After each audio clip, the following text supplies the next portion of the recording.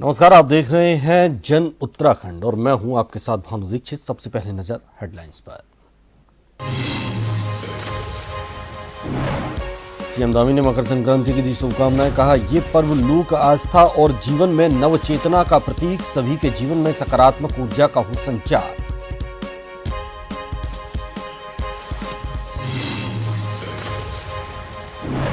हरिद्वार में 1 लाख श्रद्धालुओं ने लगाई डुबकी। आदि बद्री के खुले कपाट, बागेश्वर के सरयू घाट और हल्द्वानी के रानी बाग में स्नान जारी।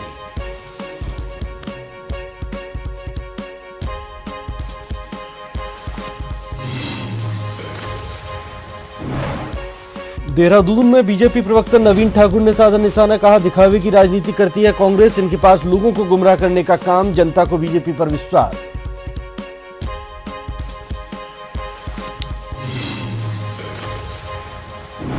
रामनगर में झूला छाप, डॉक्टरों पर स्वास्थ्य विभाग का शिकंजा। 3 अवैध क्लिनिक किए सील, सीएम पोर्टल पर मिली थी शिकायत।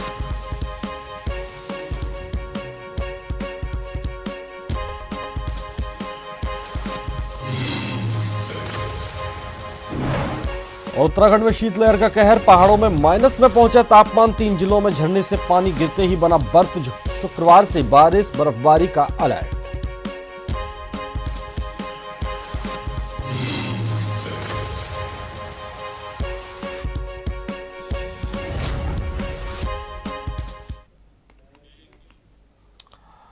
और खबरें विस्तार से। आज मकर संक्रांति है। उत्तराखंड में भी मकर संक्रांति का पर्व धूमधाम से मनाया जा रहा है। दान पुण्य का दौर जारी है। यहां उत्तरायणी का पर्व में हर कोई शामिल हो रहा है।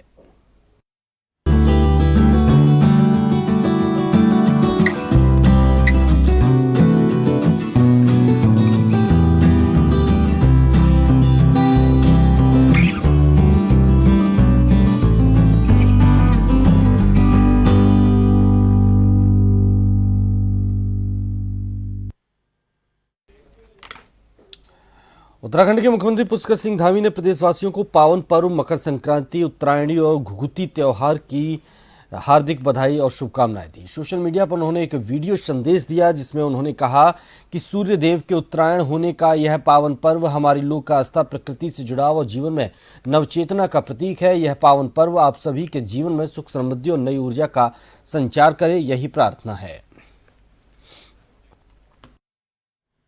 आप सभी को मकर संक्रांति, लोहड़ी, माघी और अनेक पर्व जो भगवान सूर्य के उत्तरायण में आने से प्रारंभ होते हैं, उन सभी पर्वों की हार्दिक शुभकामनाएं।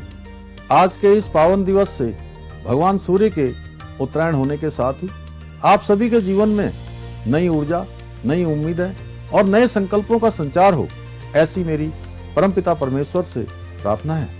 देवभूमि उत्तराखंड में यह पर्व घुघुतिया के रूप में भी हमारी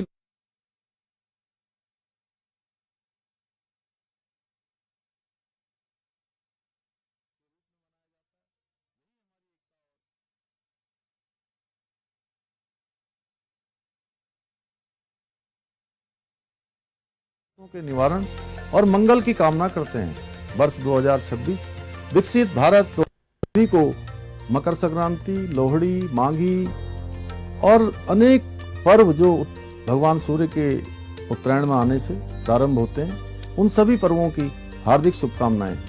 आज के इस पावन दिवस से भगवान सूर्य के उत्तरायण होने के साथ ही आप सभी के जीवन में नई ऊर्जा, नई उम्मीदें और नए संकल्पों का संचार हो, ऐसी मेरी परमपिता परमेश्वर से प्रार्थना है। देवभूमि उत्तराखंड में यह पर्व घुघुतिया के रूप में भी हमारी लोक संस्कृति और परंपराओं से जुड़ा है। वहीं देश के अन्य हिस्सों में यही पर्व कहीं पोंगल, कहीं बिहू के रूप में मनाया जाता है। यही हमारी एकता और विविधता का सुंदर प्रतीक भी है। आज के दिन पतित पावनी मां गंगा में स्नान कर हम अपने जीवन के कष्टों के निवारण और मंगल की कामना करते हैं।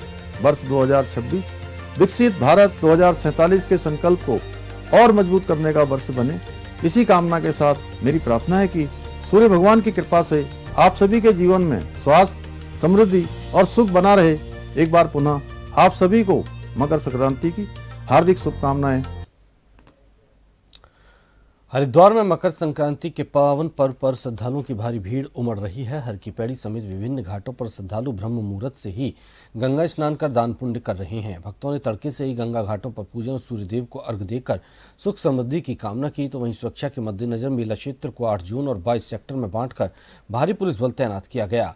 प्रशासन सीसीटीवी कैमरों के जरिए चप्पे चप्पे पर नजर रख रहा है।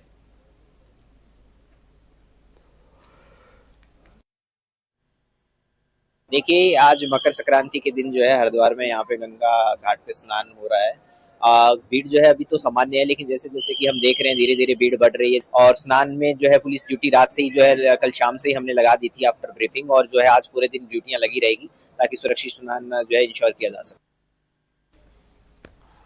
और ज्यादा जानकारी के लिए संवाददाता अमन हमारे साथ जुड़े हुए हैं हरिद्वार से। अमन, हरिद्वार में हर की पैड़ी पर लाखों श्रद्धालुओं की आज भीड़ उमड़ रही है। आज मकर संक्रांति पर गंगा में आस्था की डुबकी लगाने का अपना ही एक महत्व है। किस तरह का माहौल है, क्या कुछ प्रशासन की ओर से व्यवस्थाएं और श्रद्धालुओं में कितना उत्साह देखा जा रहा है?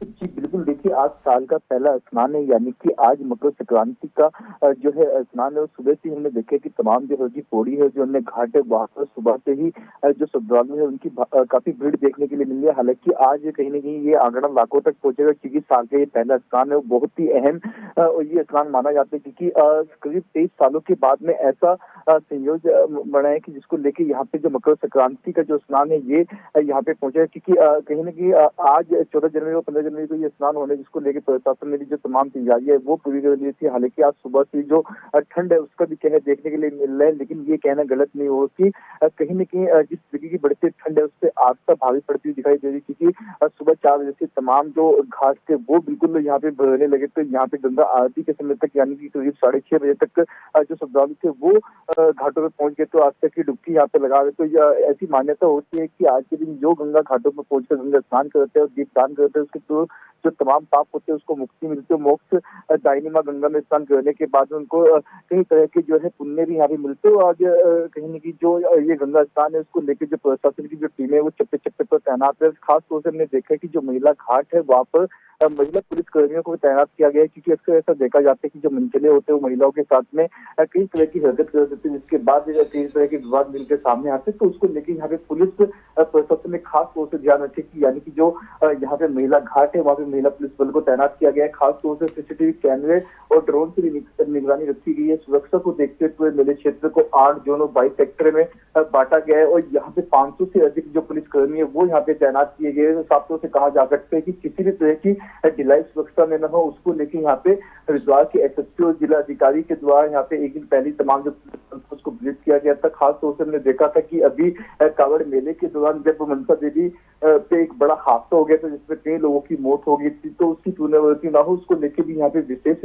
दिशा निर्देश जिला अधिकारी एसएसपी ने पुलिस फोर्स को दिए। यानी कि यहाँ पे जो सेक्टर जोनल बनाए गए हैं उनको मनसा देवी और चंडी देवी में जिस तरीके की यदि भीड़ बढ़ती है तो उसकी जो सूचना है वो तुरंत ही उच्च अधिकारियों को देनी होगी। वहाँ पे भीड़ को कंट्रोल करने के लिए अलग से एक फोर्स लगाई गई है, जिसको लेके यहाँ पे जो अपडेट है वो यहाँ पे पुलिस कंट्रोल रूम को भी साथ के साथ देनी होगी, क्योंकि यहाँ पे कोई ऐसा हादसा न हो उसके ऊपर विशेष ध्यान रखा गया है। खास तौर से जो पुलिस कंट्रोल रूम है वहाँ पे बिल्कुल तमाम अधिकारी है वहाँ से कंट्रोल करने के लिए पुलिस कंट्रोल रूम में भी मौजूद है। जी बहुत बहुत शुक्रिया अमन आपका तमाम जानकारी के लिए।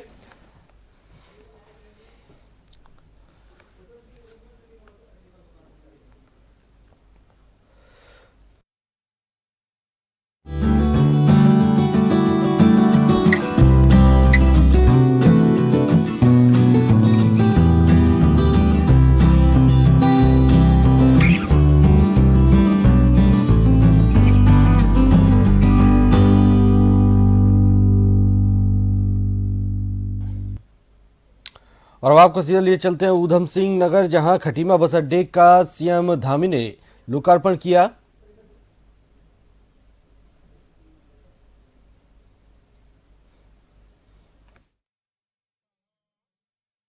मनोजं मारुतुल्यवेगं जितेन्द्रियं बुद्धिमतां वरिष्ठं वातात्मवानरीमुत्तम श्रीरामदूतं शरणं प्रपद्ये। ओम हनुमते नमः। बोलिए हनुमान जी महाराज की जय।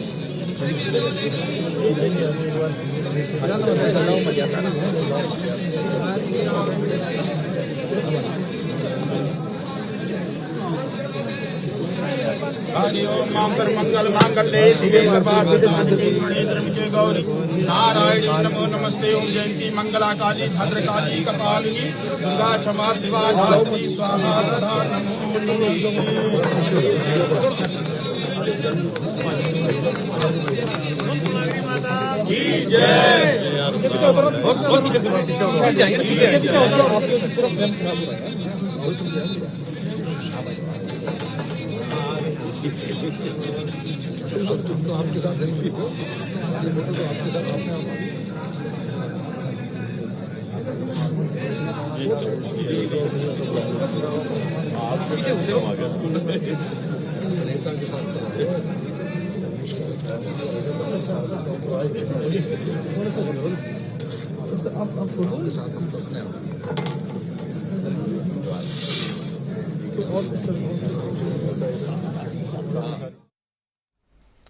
आगे बढ़ते हैं। उत्तराखंड में कांग्रेस द्वारा भाजपा सरकार की नीतियों के खिलाफ मोर्चा खोलने पर सियासत गर्मा गई है। भाजपा प्रवक्ता नवीन ठाकुर ने कांग्रेस पर पलटवार करते हुए कहा कि विपक्षी दल सिर्फ दिखावे की राजनीति कर रहा है। उन्होंने कहा कि कांग्रेस के पास कोई ठोस मुद्दा नहीं है और वो जनता को गुमराह करने की कोशिश कर रही है।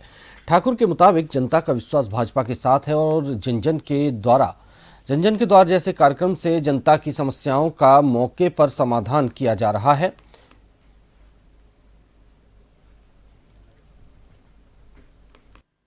देखिए, कांग्रेस कहीं से कहीं तक दौड़ में नहीं है। अब चुनाव नजदीक आ गए हैं तो कांग्रेस को इस प्रकार की जो है ये दिखावे वाली राजनीति करनी है, जबकि भारतीय जनता पार्टी लगातार 5 वर्षों तक जनता की सेवा में तत्पर है। हमारी सरकार और संगठन लगातार जनहित के कार्य कर रहे हैं। आप देखिए, इस वक्त प्रदेश में जन जन की सरकार और जन जन के द्वारा कितना शानदार कार्यक्रम चल रहा है। प्रत्येक जन तक जो है हमारी सरकार पहुंच रही है। 23 विभाग मौके पर जाकर प्रत्येक न्याय पंचायत पर जाकर जो है आम जनता की समस्याओं का समाधान कर रहे हैं। तो इससे बढ़िया काम क्या होगा। और जनता समझ चुकी है, कांग्रेस केवल और केवल सत्ता के लिए दिखावा करती है और भारतीय जनता पार्टी जनहित के कार्य करती है लगातार।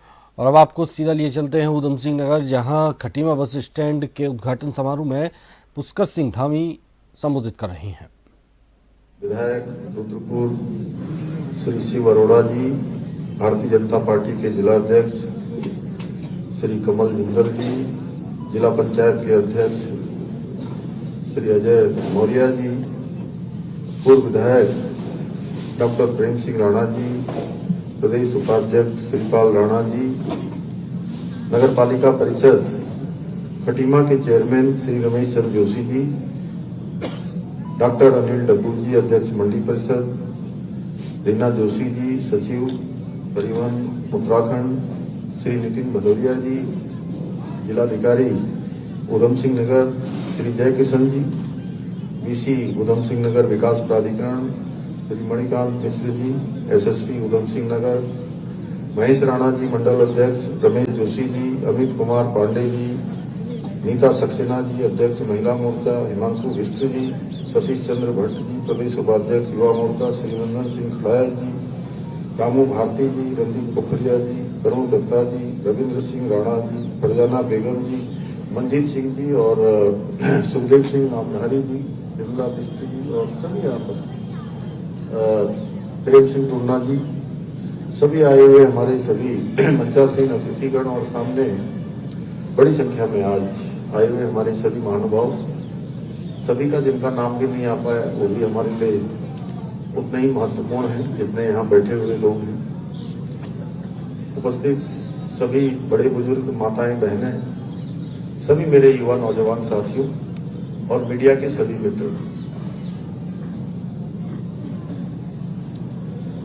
सभी हमारे परिवहन निगम के सभी अधिकारीगण, सभी कर्मचारीगण, विकास प्राधिकरण के भी, जिला प्रशासन के भी, मैं इस विशिष्ट कार्यक्रम में खटीमा, नानकमता और आसपास के क्षेत्रों से आए हुए सभी परिवारजनों का मैं आज के इस कार्यक्रम में राज्य के मुख्य सेवक के रूप में, आप सबके बेटे के रूप में, आप सबके भाई के रूप में मैं आप सभी का हृदय से स्वागत करता हूं, आप सबका अभिनंदन करता हूं और सभी को आज बड़ा शुभ अवसर है कि आज ऐसे शुभ दिन जब भगवान सूर्य नारायण उत्तरायण में आ रहे हैं और उसी दिन हमारा आज ये बस अड्डे का लोकार्पण भी हो रहा है। मैं मकर संक्रांति की, लोहड़ी की और हमारी लोक संस्कृति के प्रतीक घुघुतिया उत्तरायणी पर्व की भी आप सबको हार्दिक बधाई देता हूँ, हार्दिक शुभकामनाएं देता हूँ।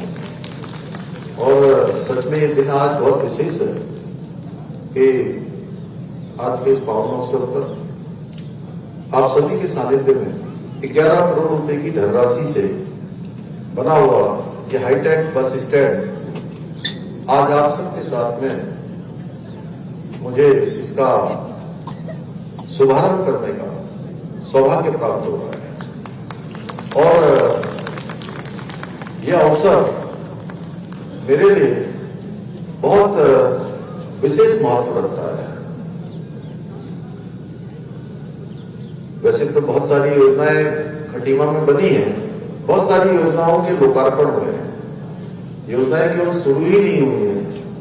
जो योजनाएं बनी हैं या शुरू हुई हैं, उन सभी योजनाओं को पूरा किया गया है। जिनका शिलान्यास हुआ है उन सभी योजनाओं का लोकार्पण भी हुआ है। और ये मैंने कहा कि ये मेरे लिए विशेष महत्व रखता है, वो इसलिए कि मैं जब पहली बार खटीमा से विधायक के रूप में आप सब लोगों ने मुझे काम करने का अवसर दिया, तब से मेरे मन में एक संकल्प था कि खटीमा में एक अच्छा बस अड्डा होना चाहिए, बस स्टैंड होना चाहिए, लोगों को आने जाने के लिए एक अच्छी सुविधा होनी चाहिए।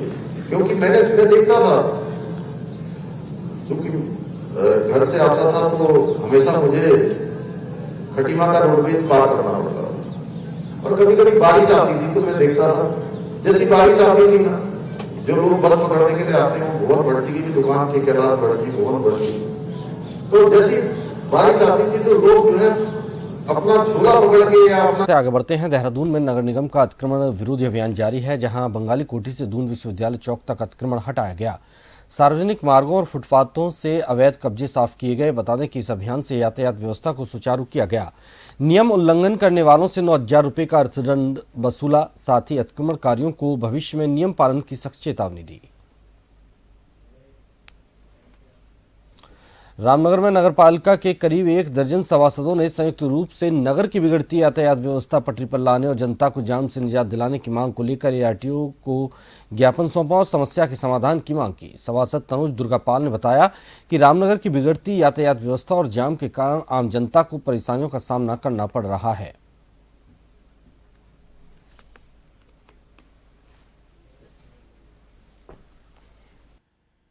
कई दिक्कतें हैं। जैसे एक तो हमारे आसपास के शहरों में जो भारी वाहन हैं, जो लोडेड वाहन आते हैं, उनका एक समय सुनिश्चित है, जिसके वजह से और शहरों में दिक्कतें कम आती हैं। हमारे शहर में उसका कोई टाइम सेट नहीं है। अपने मन से दिन दहाड़े वो गाड़ियाँ आती हैं और जगह जगह पार्किंग होती है, जगह जगह माल उतारती है। तो हमारा एआरटी मैडम से अनुरोध था कि इसकी एक समय सीधा तय की जाए, जैसे रात को 8 बजे के बाद ये गाड़ी शहर के अंदर एंट्री करें, सुबह 6 बजे तक करें, जिससे जो बच्चे स्कूल जाते हैं उन्हें भी दिक्कतें ना आए। जो शहर में जाम की समस्या है, क्योंकि पर्यटन नगरी है रामनगर एक, तो यहाँ जो समस्याएं, और मुख्य तौर पर जब वीकेंड होता है तो उस समय रामनगर शहर की स्थिति बहुत गंभीर हो जाती है जाम को लेकर। तो हमने मैम से कहा है कि जो भारी वाहन है, जो लोडेड वाहन है, वो शहर में का एक टाइम सेट हो, उसी टाइम के हिसाब से वो शहर के अंदर एंट्री करें। इसमें हम लोगों ने आश्वासन दिया है कि ये जो भार वाहन की जो समस्या है कि जिस वजह से रोड में जाम लगता है, तो उसके लिए हम पुलिस विभाग से और एसडीएम सर से मिलके एक जॉइंट हम लोग एक मीटिंग करेंगे, जिसमें हम देखेंगे कि इस समस्या का कैसे समाधान हो सके। जैसे कि आप देखिए कि चालान जो है वो हम बढ़ाते रह रहे हैं लगातार, चाहे वो ई रिक्शा से रिलेटेड प्रॉब्लम्स हो या अगर कोने में कोई भी गाड़ियाँ खड़ी हैं तो उससे हम चालान बढ़ा रहे हैं। और रामनगर में स्वास्थ्य एवं औषधि विभाग की संयुक्त टीम ने झोलाछाप डॉक्टरों के खिलाफ कार्रवाई करते हुए 3 अवैध क्लिनिकों को सील किया, जिससे झोलाछाप डॉक्टरों में हड़कंप मच गया और अपने अपने क्लिनिकों को बंद कर मौके से फरार हो गए। Deputy CMO doctor Shweta Bhandari ने बताया कि स्वास्थ्य विभाग की कार्रवाई लगातार जारी रहेगी।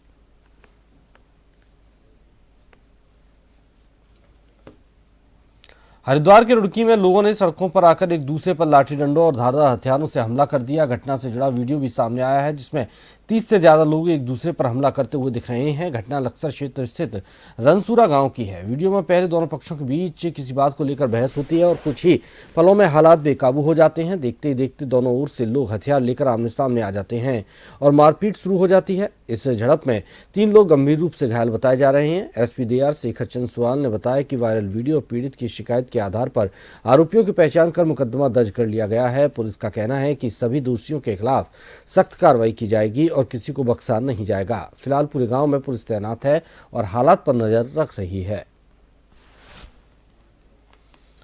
हरिद्वार के सिडकुल थाना क्षेत्र अंतर्गत रोशनाबाद में पुरानी रंजिश के चलते 2 पक्षों में हिंसक संघर्ष हो गया। अहिल्याबाई चौक पर हुए इस विवाद में दोनों ओर से जमकर पथराव और लाठी डंडे चले, जिससे इलाके में अफरा तफरी मच गई। इस झड़प में एक पक्ष के कई लोग घायल हुए हैं, जिन्हें उपचार के लिए अस्पताल भेजा गया। सूचना मिलते ही सिडकुल पुलिस ने भारी फोर्स के साथ मौके पर पहुंचकर स्थिति को नियंत्रित किया। पुलिस ने दोनों पक्षों के कुछ लोगों को हिरासत में लिया और मामले की जांच शुरू कर दी है। विकासखंड ज्योतिर्मठ के बड़ा गांव में महिलाओं ने सार्वजनिक कार्यों में शराब परोसने पर पूरी तरह से प्रतिबंध लगा दिया है। कोई नियम का उल्लंघन करता है तो उस पर 25,000 रुपये का जुर्माना लगाया जाएगा। बड़ा गांव में मंगलवार को ग्रामीणों की प्रधान वीना देवी की अध्यक्षता में बैठक हुई। गांव को नशा मुक्त करने का सभी ने समर्थन किया। इसके बाद सर्वसम्मति से प्रस्ताव पारित किया गया। गांव के किसी भी मांगलिक और सार्वजनिक कार्यों में नशीले पदार्थों पर प्रतिबंध रहेगा। साथ ही कोई व्यक्ति नशा करके गांव में शांति व्यवस्था को भंग करता है तो उसके खिलाफ थाने में शिकायत दर्ज कराई जाएगी। कोई दुकान संचालक भी यदि शराब बेचता या परोसता पाया जाता है तो उसके खिलाफ भी रिपोर्ट दर्ज कराई जाएगी।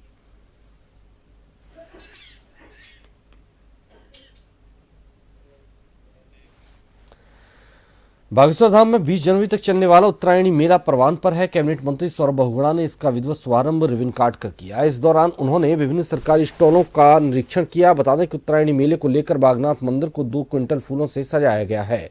बागनाथ मंदिर और पूरे नगर को बिजली की लाइटों से रोशन किया गया है। देखिए, मैं समस्त उत्तराखंड वासियों को आज उत्तरायणी की बहुत बहुत शुभकामनाएं देता हूं।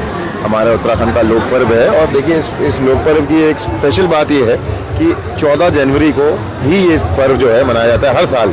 दूसरे पर्वों की डेट चेंज होती रहती है, लेकिन हमारा लोक पर्व है, हमारी संस्कृति है। मैं समस्त बागेश्वर के हमारे जनप्रतिनिधियों को, हमारे एडमिनिस्ट्रेशन के लोगों को बहुत बहुत बधाई देता हूँ कि बहुत भव्य रूप से इस मेले का आयोजन किया गया है। यहाँ पर स्टॉल लगाए गए हैं और जिन लोगों के कृषकों के स्टॉल मैंने देखे, पशुपालन के स्टॉल देखा, मत्स्य का स्टॉल देखा, हमारे जो आजीविका से जुड़े हुए लोग हैं जो अपनी आजीविका यहाँ पर सरकार की योजनाओं के माध्यम चला रहे हैं, वो अपने स्टॉल उन्होंने यहाँ पर लगाए हैं। उन सबको बहुत बहुत बधाई देता हूँ कि उन्होंने सरकार की योजनाओं से अपने आप को जोड़ा है, अपने आप को रोजगार से जोड़ा है, अपनी आजीविका आगे बढ़ाई है। बागेश्वर में उत्तरायणी मेले के पहले दिन तहसील परिसर से नुमाइश मैदान तक भव्य सांस्कृतिक झांकियां निकाली गईं। इन झांकियों में कुमाऊनी, ढोल, मुनस्यारी की पारंपरिक संस्कृति और दानपुर की पहाड़ी की झलक देखने को मिली। पूरे बागनाथ नगर को रंग बिरंगी रोशनियों फूलों से सजाया गया। प्रभारी मंत्री सौरभ बहुगुणा ने मेले का विधिवत उद्घाटन किया। 20 जनवरी तक चलने वाले इस मेले में सांस्कृतिक कार्यक्रमों की धूम रहेगी।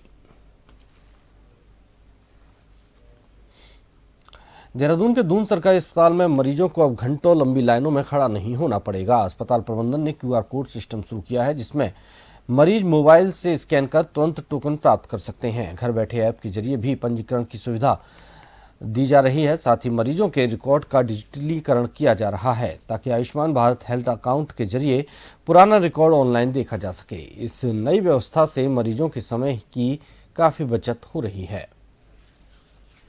इसके बहुत सारे पेशेंट को बेनिफिट मिलने वाले over the period of time कि पेशेंट घर से ही अपना प्ले स्टोर से ऐप डाउनलोड करके अपना पर्चा बना सकता है, यहाँ के टोकन लेके, और भीड़ से उसको निजात मिलेगी। इसके मतलब जल्दी हो जाता है, ऐसे लंबी लाइन में नहीं लगना पड़ता। आओ अपना स्कैन करो, फटाफट पर्चा बन जाता है, फिर डॉक्टर को मतलब फटाफट दिखा के फ्री हो जाता है। मतलब वहाँ पे ऑफलाइन में इतनी भीड़ होती है।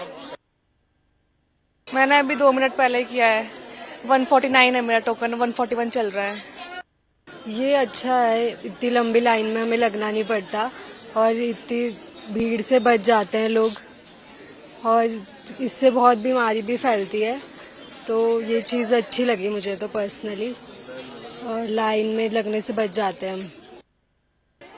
अब सुविधा तो ये इतनी बड़ी लंबी लाइन लगी हुई है तो इससे चाय जल्दी मिल जाएगा, लोगों को बचत होगा, टाइम का बचत होगा। पता ना कैसे लोग कहाँ से कैसे टाइम बचा बचा के लोग आते हो। इसी के साथ इस बुलेटिन में फिलहाल इतना ही। नमस्कार।